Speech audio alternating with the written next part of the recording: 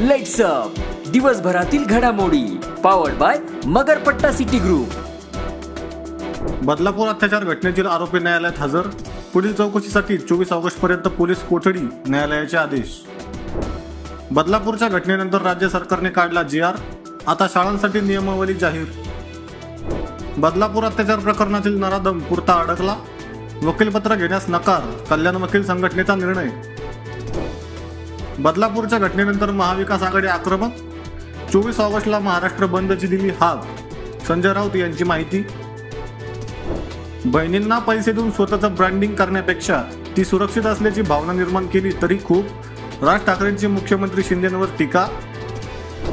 बदलापूरच्या घटनेनंतर आता मुंबईच्या खारमध्ये 2 अल्पवयीन मुलीच्या शेजाऱ्याकडून विनयभंग, परिसरात संतापाची लाट। मला बदनाम करण्यासाठी राजकीय स्टंटबाजी, शिवसेना बदलापूर शहर प्रमुख वामन म्हात्रे यांचं स्पष्टीकरण।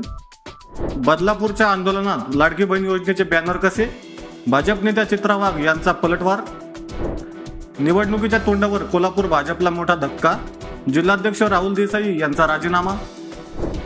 छत्रपती संभाजीनगरमध्ये पोलीस कर्मचाऱ्याकडून डिलिव्हरी बॉयला बेदम मारहाण, घटनेत तरुण गंभीर जखमी।